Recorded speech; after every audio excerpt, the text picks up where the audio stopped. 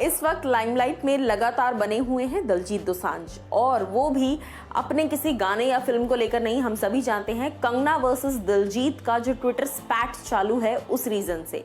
लेकिन ऐसे में एक आर्टिकल काफी ज्यादा वायरल हो रहा है, एक इंटरव्यू काफी वायरल हो रहा है, जहां पर दिलजीत के बॉलीवुड जर्नी, उनके पंजाबी इंडस्ट्री की जर्नी, कितना वो लेते हैं किस गाने को गाने के लिए या फिर गानों के लिए और फिल्म्स के लिए कितना चार्ज करते हैं, ये सारी डिटेल्स आउट हो रही हैं।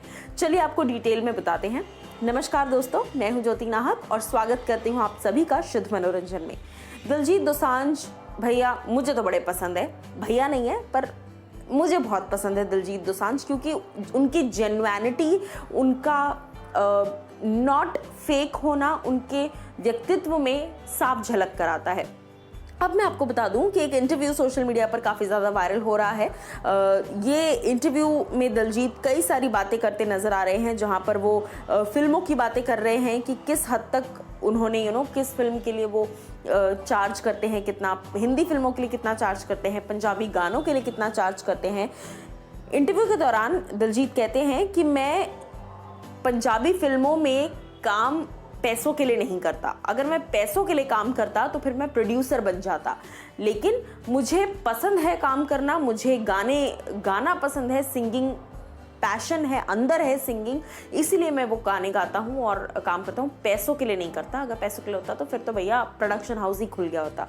मैं आपको बता दूँ, दिलजीत ने प्रॉपर पटोला, पटियाला पेग, पांच तारा, डू यू नो, लंबरगिनी, इस तरह के कई सुपरहिट गाने गाए हैं। और उसके अलावा Sardar ji series, Jatt and Juliet series, Ambarsariya और शादा जैसी सुपरहिट सीरीज़ भी उन्होंने दी है।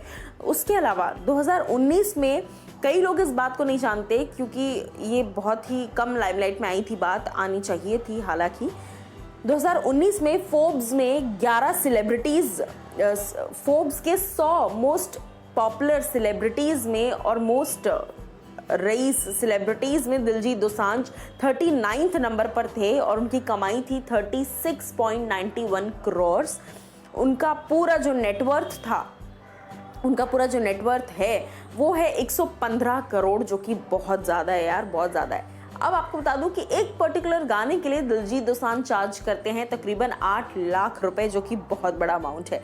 दिलजीत दोसांझ ने उड़ता पंजाब के बाद से अपनी फीस जो है वो हाइक कर ली है और बॉलीवुड में फिल्म के वो तकरीबन, कोई भी फिल्म साइन करने के तकरीबन 3 से 4 करोड़ रुपए वो चार्ज करते हैं।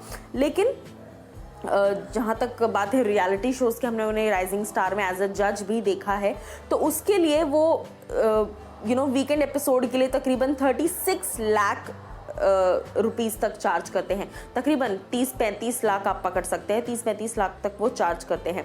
और जहाँ तक यूट्यूब सॉन्ग्स की बात है, यूट्यूब पर दिलजीत हमेशा से ही लोगों के दिल जीतते आए हैं, तो यूट्यूब में भी काफ़ी गाने उनके रिलीज़ होते हैं और एक गाने के लिए तकरीबन, जैसे मैंने बताया कि 8 लाख तक की अमाउंट वो चार्ज कर लेते हैं। ये 2019-20 तक का यही हाल रहा है। और इस साल तो गोट उनका एक एल्बम आया है जो कि धमाकेदार हिट हुआ है और लोगों को बहुत ज़्यादा पसंद भी आ रहा है। अब मैं आपको बता दूं कि ये जो इंटरव्यू है एबीपी सांझा पर उन्होंने दिया है, कभी कभी ऊपर नीचे हो जाता है तो इतना नोटिस मत किया करो। एबीपी सांझा पर उन्होंने ये इंटरव्यू दिया और इसी में उन्होंने ये सारी बातें रिवील की। जहाँ तक बात है इस वक्त उनके ट्विटर स्पैट की, तो इस ट्विटर स्पैट में भैया कंगना ने तो कोई स्कोप नहीं छोड़ा उन्हें करण जौहर का XYZ बताने में कि करण जौहर के पालतू हो तुम, करण जौहर की PR एक्टिविटीज़ कर रहे हो और ये कर रहे हो और वो कर रहे हो।